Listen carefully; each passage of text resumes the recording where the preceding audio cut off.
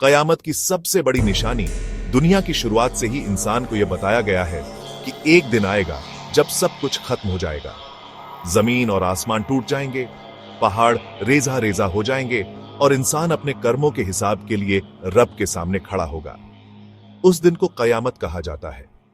कुरान और हदीस में कयामत की कई निशानियां बताई गई हैं, लेकिन उनमें सबसे बड़ी निशानी दज्जाल का निकलना है। यही वो फितना है जिसके बारे में सभी नबियों अलैहिम अस्सलाम ने अपनी उम्मतों को चेतावनी दी थी।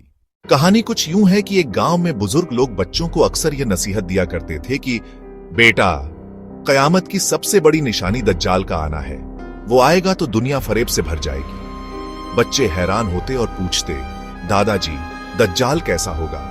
तो बुजुर्ग आंखें नम करते हुए कहते, वो एक आंख वाला होगा, उसके साथ जादू और फरेब होगा।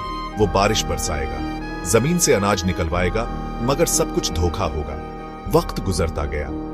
एक नौजवान अहमद उस गांव में रहता था। अहमद को बचपन से ही कयामत की बातें सुनने का शौक था।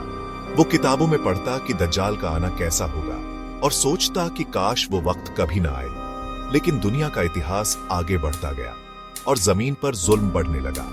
लोग झूठ, फरेब, सूद और गुनाहों में डूबते गए। कुदरती आफतें ज्यादा होने लगी। झलझले, तूफान, जंगें और खून खराबा आम हो गया। अहमद सोचता कि शायद कयामत करीब है। एक रात गांव के सब लोग मस्जिद में जमा थे। इमाम साहब ने कहा, मेरे भाइयों, रसूल अकरम ने फरमाया था कि कयामत उस वक्त तक नहीं आएगी जब तक दज्जाल ना आ जाए। वो सबसे बड़ा फितना होगा। वो खुद को खुदा कहेगा, जन्नत और दोजख दिखाएगा, मगर असल में उसकी जन्नत दोजख और दोजख जन्नत होगी। जो लोग ईमान पर मजबूत होंगे वही बच पाएंगे। यह सुनकर अहमद के दिल में खौफ बैठ गया। उसने तय किया कि वो ईमान पर कायम रहेगा। उसने कुरान पढ़ना शुरू किया, दुआ और नमाज की पाबंदी करने लगा। एक दिन अचानक खबरें आने लगी कि एक अजीब शख्स पूरब से निकल आया है। लोग उसे देखकर हैरान हो जाते। वो एक आंख वाला था और उसके पास अजीब ताकतें थीं। वो एक बस्ती में जाता तो जमीन अनाज उगाने लगती, बारिश बरसने लगती और लोग उसे खुदा मानने लगते। लेकिन जो लोग उस पर ईमान न लाते, उनकी जमीन खुश्क हो जाती, उनके घरों में भूख और प्यास छा जाती। यही दज्जाल था। उसके फरेब से दुनिया के अक्सर लोग धोखा खा गए, मगर कुछ लोग जैसे अहमद, जिन्हें ईमान की ताकत मिली थी, उन्होंने उसके सामने झुकने से इनकार कर दिया। दज्जाल अपनी चालें चलता, मगर जो लोग कुरान पढ़ते, सूरह कहफ की तिलावत करते, वो उसके फरेब से बच जाते। दुनिया में फितना बढ़ गया। हर तरफ दज्जाल का नाम गूंजने लगा। लोग चीखने लगे कि अब क्या होगा, कौन हमें बचाएगा?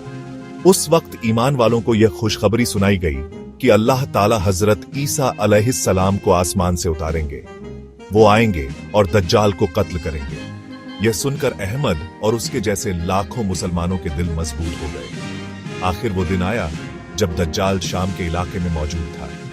हजरत ईसा अलैहिस्सलाम नाजिल हुए और दज्जाल को देखते ही उसकी ताकत खत्म होने लगी। जैसे ही हजरत ईसा ने दज्जाल को कत्ल किया, दुनिया ने सुकून का सांस लिया। लोगों को यकीन हो गया कि अल्लाह की ताकत सबसे बड़ी है। यह घटना इस बात की याद दिलाती है कि कयामत की सबसे बड़ी निशानी दज्जाल का आना है और उसके बाद ही कयामत के दूसरे चरण शुरू होंगे। अहमद की तरह हर इंसान को चाहिए कि वो ईमान पर कायम रहे, कुरान और सुन्नत से जुड़ा रहे, ताकि जब वो फितना आए तो हम महफूज रहे।